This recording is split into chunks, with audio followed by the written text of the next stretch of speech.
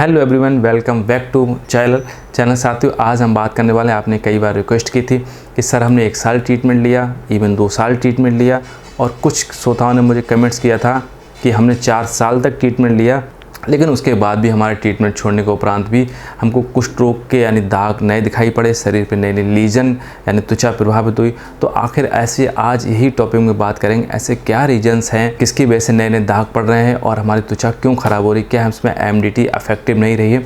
तो आज का विषय, आज का टॉपिक यही है, यानी कुष्ठ यानी लेप्रोसी का उपचार लेने के उपरांत बाद भी नए दाग यानी न्यू लीजन प्रभावित होने का क्या रीजन्स है, कौन कौन से कारण हो सकते हैं।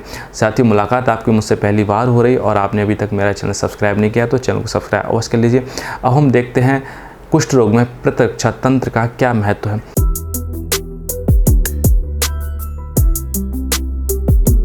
साथियों, जब किसी व्यक्ति का प्रतिरक्षा तंत्र मजबूत होता है और वो कुष्ठ रोग यानी कुष्ठ रोग पीड़ित व्यक्ति के संपर्क में आता है, यानी उसको जो कुष्ठ रोग कॉज करने वाला बैक्टीरिया होता है, जैसे माइकोबैक्टीरियम लेप्री कहते हैं, उसका एक्सपोजर हुआ है और उसका इम्यून सिस्टम बहुत अच्छा होती है, तो उसमें संभवतः कुष्ठ रोग के लक्षण या सिम्टम्स बिल्कुल नहीं दिखाई देंगे।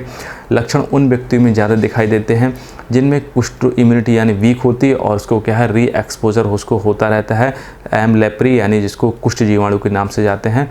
तो हम कह सकते हैं कि कुष्ठ रोग उत्पन्न में कहीं ना कहीं हमारी इम्यूनिटी का बहुत बड़ा रोल होता है। अब हम समझते हैं reasons to cause new lesions, यानी समझते हैं दाग पड़ने के कौन कौन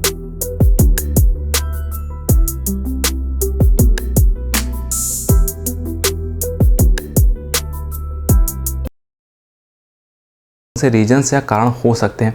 तो साथियों, जब हमने उपचार प्रारंभ किया था उस समय हमारी इम्यूनिटी लो थी, क्योंकि हमारी इम्यूनिटी लो थी तभी तो हमने ट्रीटमेंट स्टार्ट किया था। इसी वजह से हमको लेप्रोसी या कुष्ठ रोग हुआ था।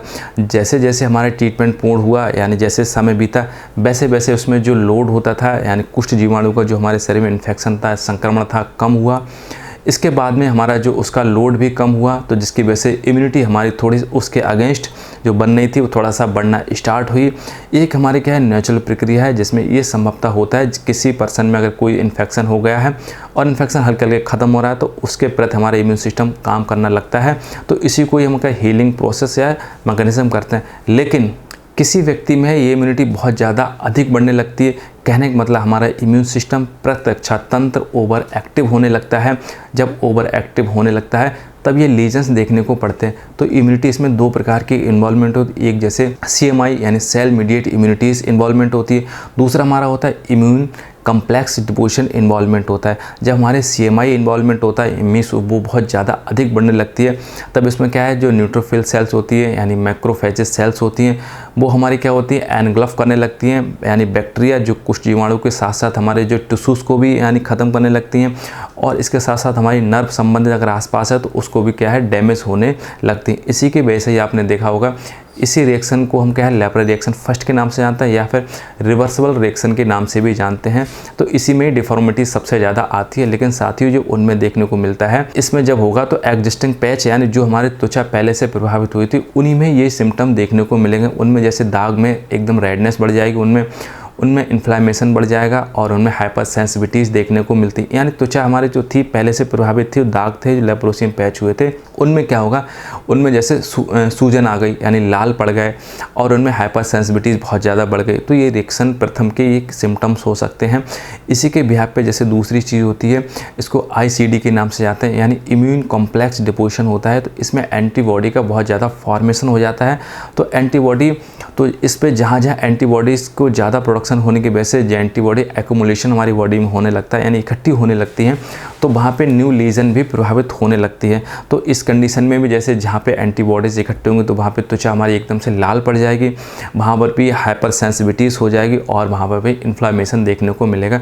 साथ ही इसके साथ में इसमें क्या होता है, जैसे और ऑर्गन भी इन्वॉल्वमेंट हो जाते हैं, जैसे आँखों में इन्फेक्शन यानी आई इन्वॉल्वमेंट हो सकती है, इसमें बोन्स में इन्फेक्शन हो सकता है इसमें, और हमारे स्क्रोटम यानी टेस्टिस में भी इसमें इन्फेक्शन हो सकता है। तो इसमें अदर ऑर्गन भी इन्वॉल्वमेंट इसमें हो जाता है और हमारे शरीर पे गांठें भी पड़ सकती हैं। तो इसी को लेप्रा रिएक्शन सेकंड के नाम से जानते हैं। लेकिन अब बात यहाँ पे आती है, तो लीजन हमारे दोनों में पड़े, लेकिन अगर आपको ऐसा लग रहा है, इम्यूनिटी बढ़ना एक अच्छी बात होती है, क्योंकि उस पैथोजन के अगेंस्ट इम्यूनिटी बढ़ रही है, इसका मतलब हमारा इम्यून सिस्टम काम करने लगा, लेकिन किसी किसी में ओवर एक्टिव हो जाता है, तो वो थोड़ी सी कॉम्प्लिकेशंस है। इसकी वजह से अगर जैसे आपको इम्यून सिस्टम जैसे बहुत क्रोनिक अगर हो रहा है, बढ़ रहा है, मीन्स अगर कोई दाग बहुत हल्के 2-3 महीने में हल्के से पड़ा है, तो टेंशन या घबराने वाली कोई बात नहीं है।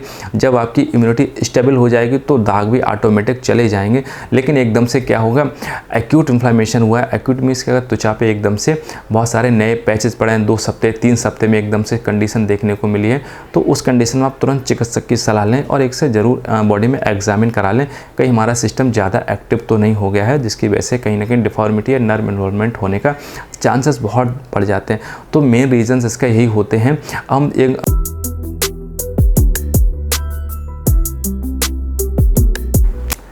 अब हम समझते हैं इम्यूनिटी या फिर जो इम्यून सिस्टम होता है ओवर रिएक्टिव क्यों होता है, कौन से रीजंस इसमें हो सकते हैं। तो जो पहला इसका जो रीजंस है देखा गया है वो हमारा क्या है, डिसकंटिन्यू एमडीटी, यानी उपचार ख़त्म होने के बाद, यानी जो हमारा कुष्ठ रोग का ट्रीटमेंट चल रहा था, एमडीटी ले रहे थे, उसको छोड़ने के बाद हमको ऐसा लगता है कि इम्यून सिस्टम हमारा ओवर रिएक्ट या हाइपर होने लगा है। इसके बाद में नेक्स्ट रीजन देखा गया है वो हमारा क्या, इनिशिएशन ऑफ द एमडीटी, यानी कुष्ठ रोग का उपचार लेने के उपरांत, जब हम कुष्ठ रोग का उपचार लेते हैं तब भी ऐसा देखने को मिला है, इसमें ओवर रिएक्टिव हमारा इम्यून सिस्टम कर जाता है। इसके बाद में जो नेक्स्ट जो रीजन देखने को मिला है ओवर एक्टिव होने का, वो हमारा जैसे मान के चलिए अनस्टेबिलिटी इम्यून सिस्टम, यानी जब हमारे इम्यून सिस्टम में कोई अनस्टेबिलिटी आ जाए या फिर चेंजेस उसमें आने लगते हैं, तब इसमें कह सकते हैं जैसे ऑटो इम्यून डिसऑर्डर भी कहीं ना कहीं हो सकता है। इसके बाद में कुछ हमारे एनवायरमेंटल फैक्टर्स भी होते हैं, तो वो भी हमारे कभी कभी इम्यून सिस्टम को ओवर रिएक्ट कर देते हैं। तो ये छोटी सी जानकारी थी, आप तक पहुंची होगी। और साथियों, अब तक अपने चैनल आपने सब्सक्राइब नहीं किया तो चैनल आप सब्सक्राइब यहाँ से कर लीजिए, आपको यहाँ से कुष्ठ रोग को समझने में बहुत हेल्प मिलेगी। ओवरऑल वॉच करने के लिए थैंक यू, नमस्कार।